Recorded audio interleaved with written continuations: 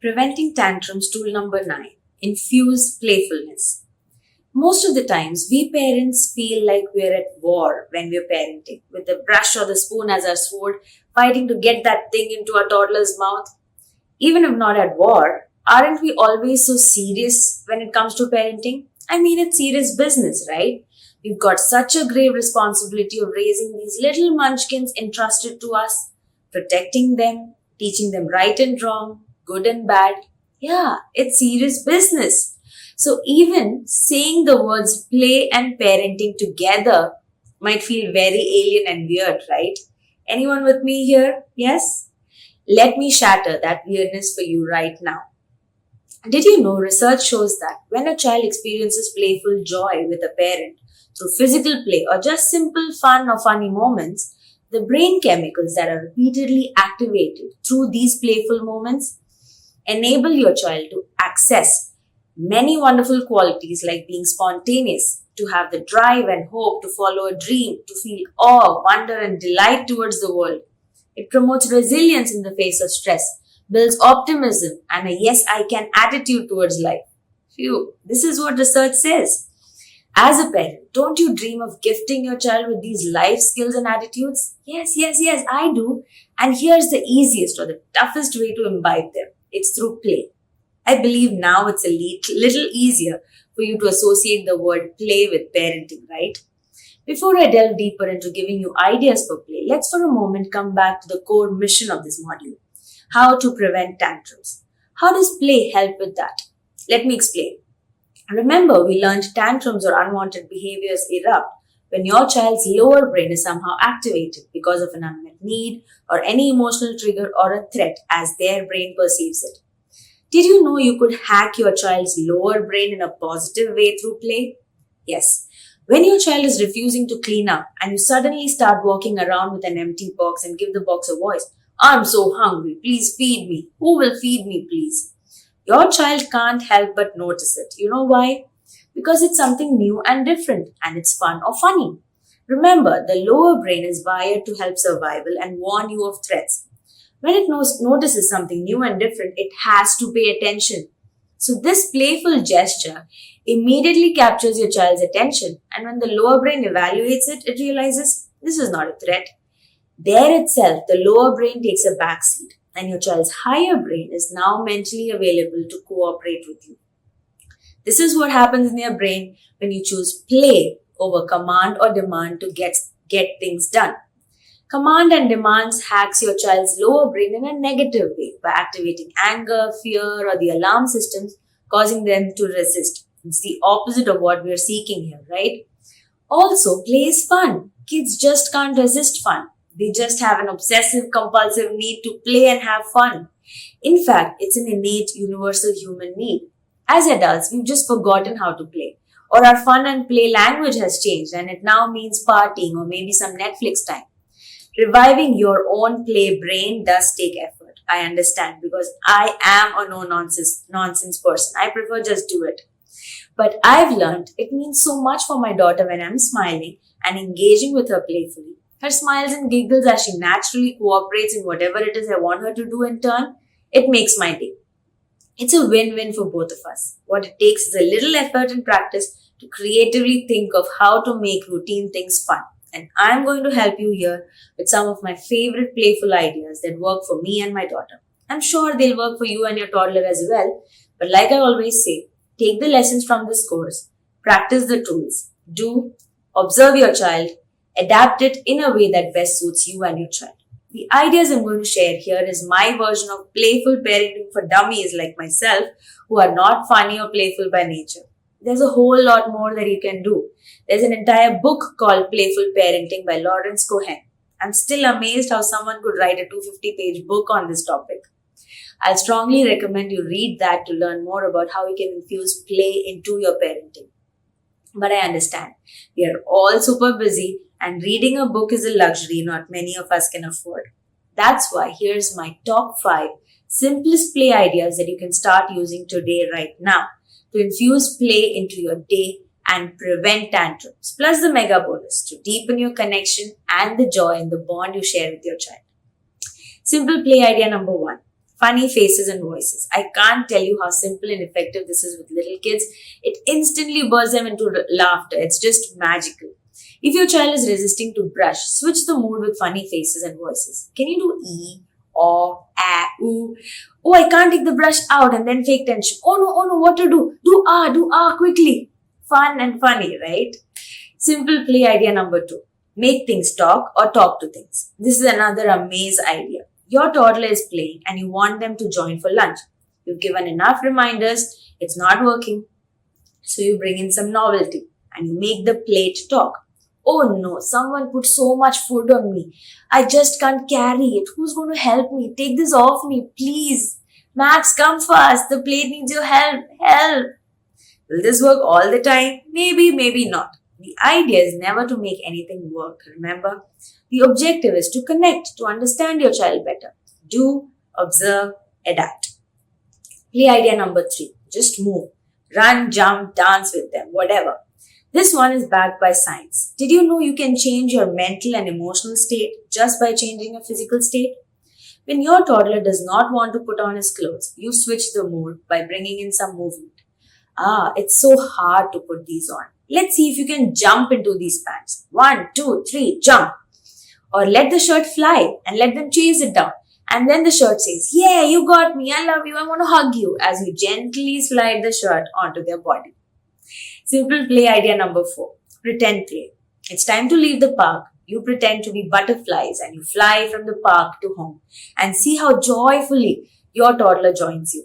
If your toddler is into dinos, pretend to be a dino who's going to pick him up and take him out of the bathtub and throw him on the bed, safely of course.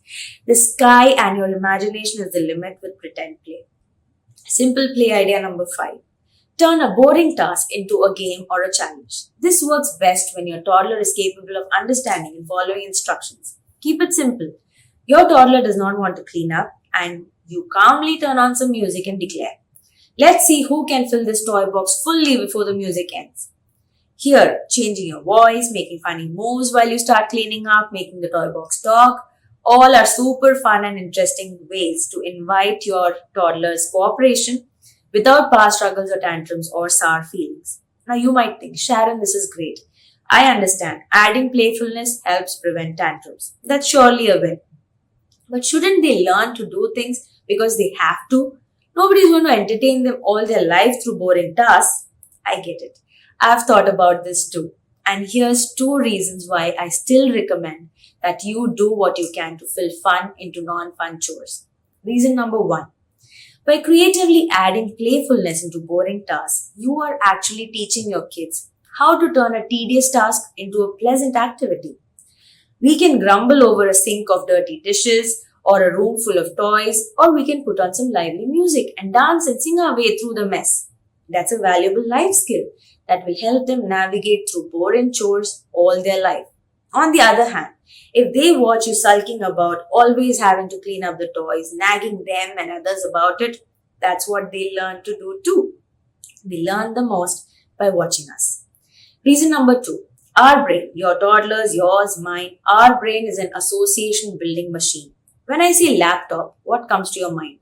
You probably thought about your work or Netflix or this course you're watching, and instantly, based on that thought, you felt some emotion. All I did was say a word, laptop. That's how our brain works. With every object, person, and experience, our brain builds associations of other objects or persons and also associates certain emotions with it. That's the key. Based on the emotion that's associated with a certain task or experience, we tend to willingly want to do it or we tend to resist it. Now think about what you are essentially doing when you turn brushing into a fun game every morning. The brushing experience gets coded in your child's brain as a happy, joyful experience with mom or dad. When I say coded, I actually mean that. These associations are mostly subconscious, and your child's future reactions towards brushing will be determined by the sublime feelings that come up when he thinks about this task. When your child is ready to brush by himself, he'll do it happily because of these positive associations that you've created all this while. If brushing is a task every morning where you're yelling or nagging, it's natural for your child to create a negative association with this task, and you can be sure he will always resist it Or even if he does it, it will invoke those negative feelings every time he does it. And that's not good for his well being. The same is true about other routine tasks like eating, cleaning up, learning, or homework. The emotions they start associating with these tasks determine whether they'll happily do it or resist it. So, in everything you do for your child or with your child, think, what associations are you creating in their brain? What emotions does this task evoke in your child? I believe this answers your question. Shouldn't they learn to do some chores because they have to? Yes, they will.